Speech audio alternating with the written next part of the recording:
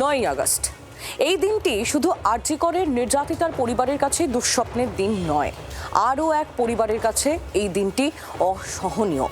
যাদবপুরের প্রথম বর্ষের পড়ুয়ার 3 বছর আগে এই 9ই আগস্টেই রহস্যজনকভাবে মৃত্যু হয়েছিল।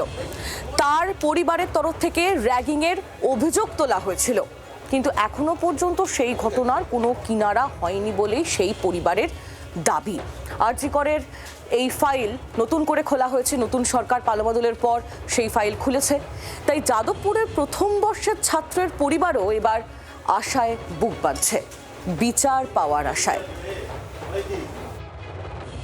আমি মা হিসাবে দাবি করছি যে আমার ছেলে যেভাবে জীবনটা চলে গেছে, ওদের জন্য খুব চরম যেন শাস্তি।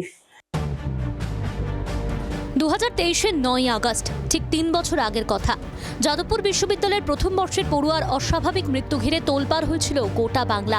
তারপর গঙ্গা দিয়ে অনেক জল গড়িয়েছে, কিন্তু ছেলের মৃত্যুর বিচার আজও পায়নি ছাত্রের পরিবার। যাদবপুর বিশ্ববিদ্যালয়ের হস্টেলে ছাত্রের অস্বাভাবিক মৃত্যুর পর র্যাগিংয়ের অভিযোগ সামনে আসে। ঘটনায় বেশ কয়েকজনকে গ্রেফতারও করা হয়, কিন্তু বিচার আজও অধরা। তৃতীয় মৃত্যুবার্ষিকীতে ছেলেকে হারানোর যন্ত্রণা আরও একবার ফিরে আসছে ছাত্রের বাবা মার কাছে। এই বাড়িতে এখানেই বড় হয়েছিলেন সেই ছাত্র। এক মর্মান্তিক দুর্ঘটনায় তার মৃত্যু হয়। পরিবারের যেটা দাবি, তাকে সেই ছাত্রকে র্যাগিং করা হয়েছে এবং র্যাগিংয়ের ফলেই মৃত্যু হয়েছে। আমরা প্রতিটা মুহূর্ত আমার সন্তানকে আমরা মনে করি, কিন্তু আজকে দুদিনের মধ্যে সেই যাদবপুর বিশ্ববিদ্যালয়ে আমার যে সন্তানকে আমি তিল করে লালন পালন করেছি, মানুষ করেছি, তার মৃতদেহ আমার সামনে উপস্থাপিত করে। খুব কষ্ট, ছেলে যে নেই, মা হয়ে সহ্য করতে পারি না। এই দিন জন্য কারণ দেখতে নেওয়া হয়। পরিবারের অভিযোগ, তৎকালীন সরকারের গড়িমসিতে তদন্ত ঠিকমতো হয়নি। মা বাবার দাবি, যে কারণে তাদের ছেলেকে অকালে চলে যেতে হলো, সেই ঘটনার সত্য সামনে আসুক এবং দোষীরা উপযুক্ত শাস্তি পাক। বিচার কতটা পেয়েছেন? বিচারটা 3টে বছর হয়ে গেল, বিচার এখনো পাইনি।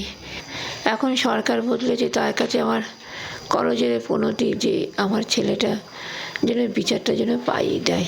দেখতে 3টে বছর পূর্ণ হয়েছে এবং এই কেসের সঙ্গে আরো বহু আসামি বাইরে ঘুরে বেড়াচ্ছে, তারাও যেন অ্যারেস্ট হয়।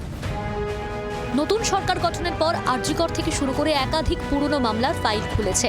আরজিকর মামলায় নতুন করে সিট তৈরি করা হয়েছে। ছাত্রের রহস্য মৃত্যুতেও সিবিআই তদন্তের দাবি করেছিল পরিবার।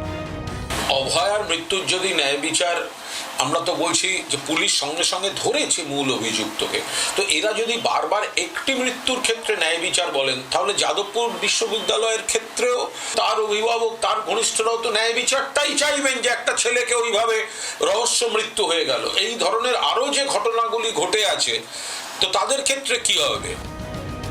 নতুন সরকারের কাছে ছেলের মৃত্যুর বিচারের আশায় দিন গুনছে পরিবার। এখন দেখার এই মামলার তদন্তের ফাইল সরকার নতুন করে খোলে কিনা। বিশ্বজিৎ মিত্রর রিপোর্ট, জি 24 ঘন্টা। বাংলার আওয়াজ, বাঙালির আবেগ, জি 24 ঘন্টা।